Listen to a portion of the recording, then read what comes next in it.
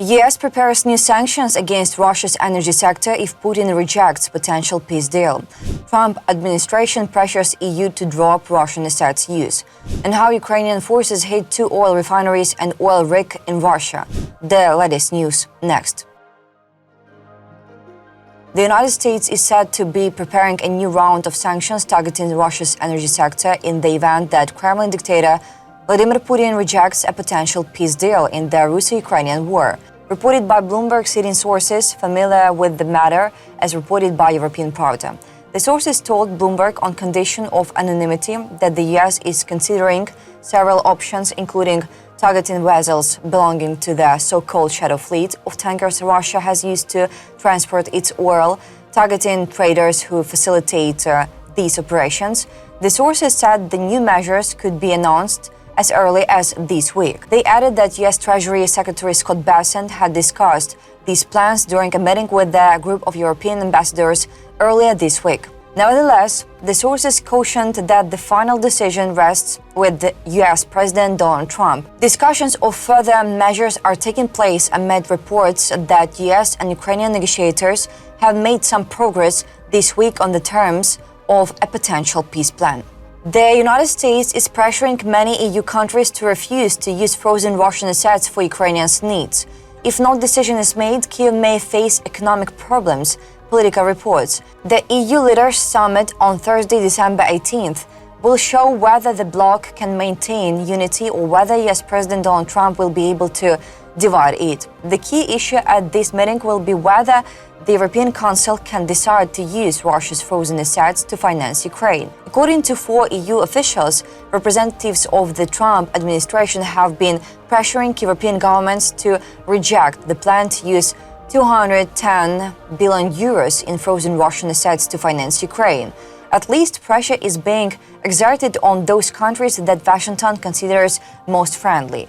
They want to make us weak, says a senior EU official familiar with transatlantic relations during preparations for the summit. Politico notes that when EU leaders met in Brussels in October, they failed to reach an agreement on Russia's frozen assets because Belgium opposed it, but 2 months later, it became clear that the EU's problem was not so much Belgium as US President Donald Trump. Chances slim, Ukraine on brink of financial collapse. During this period, the European Commission and the most influential capitals held talks, trying to enlist the support of Belgian Prime Minister Bart de Wever, whose support is crucial because his country holds a large part of Russia's frozen assets. Discussions have intensified over the past week as the EU has sought to provide guarantees to Belgium. However, according to a senior official who wished to remain anonymous, the chances of reaching an agreement have worsened rather than improved. Even on Tuesday, I wanted to cry, he says, describing the mood at the meeting of EU ministers in Brussels who were preparing for the summit. Politico says that Ukraine desperately needs the funds as it will face a budget deficit of 71.7 billion euros next year. If the money does not arrive by April, the country will have to cut public spending, which could undermine morale and the ability to continue defending itself nearly 4 years after Russia's full-scale invasion. Turkey has issued warnings to both Ukraine and Russia over attacks in the Black Sea, saying strikes on vessels do not benefit anyone, said Turkish President Recep Tayyip Erdogan, according to Daily Sabah. The Turkish leader did not comment on an incident involving the downing of an unidentified drone over the Black Sea. Instead, speaking to Turkish ambassadors, he referred to recent attacks on ships. According to Erdogan, Turkey strictly adheres to the Montreux Convention, which grants Ankara full authority to control the Bosphorus and the Dardanelles and is aimed at preventing the war from spreading into the Black Sea.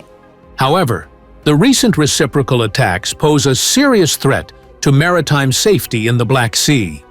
Targeting commercial and civilian vessels benefits no one. We are clearly conveying our warnings on this issue to both sides. The Montreux Convention guarantees full freedom of navigation for civilian vessels in peacetime and restricts access for warships. At the same time, Turkey has the right to close the straits to warships of countries involved in the conflict if it is not a party to that conflict. About attacks on vessels. In recent weeks, Ukraine has carried out attacks on tankers belonging to Russia's so-called Shadow Fleet in the Black Sea. According to RBC Ukrainian's sources, the tankers were damaged in strikes by naval drones. In particular, on December 10th, it was reported that SBU drones hit the tanker Dashan as it was heading toward the Novorossiysk port terminal. Meanwhile, on December 12th, Russian forces launched a missile strike on the ports of Chernomorsk and Odessa, damaging a ferry sailing under the Turkish flag.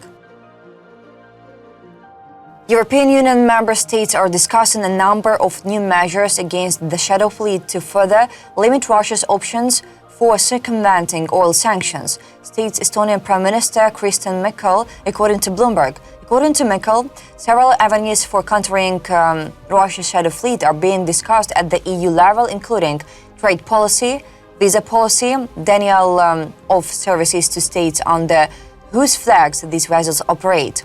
By rough estimates, slightly less than half of Putin's war funds come from the Shadow Fleet, the Estonian Prime Minister said.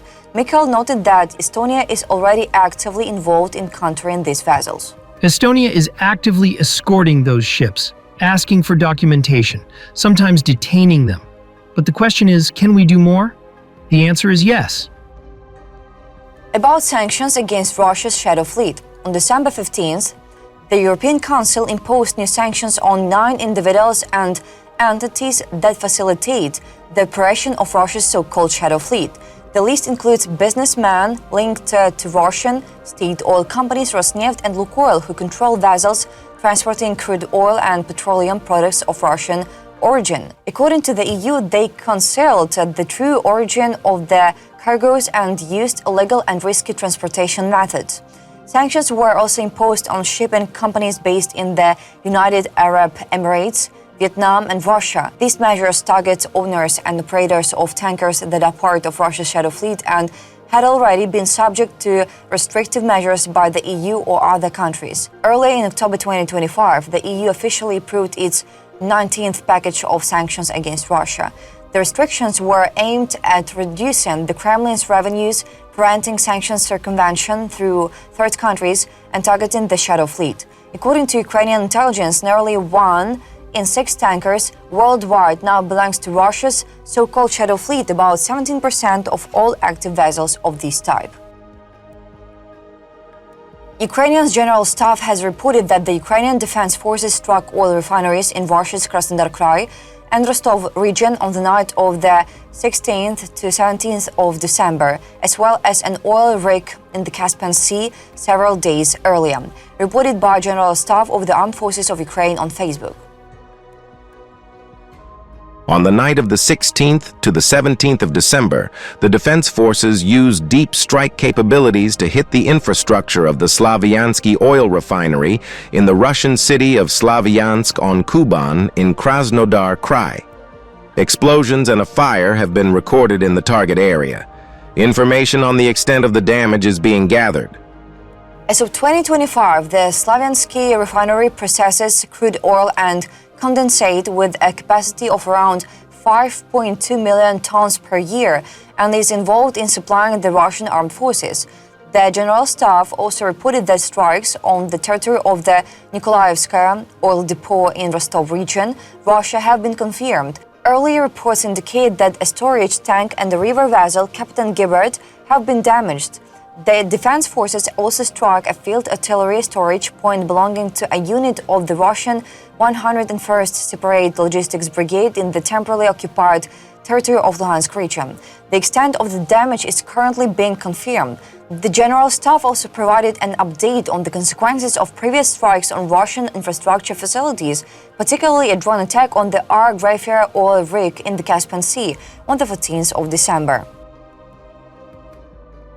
Damage to the stationary platform hosting an operational and technical module for processing and pumping extracted gas has been confirmed, resulting in the shutdown of all 14 wells, with a total output of nearly 3,500 tons per day.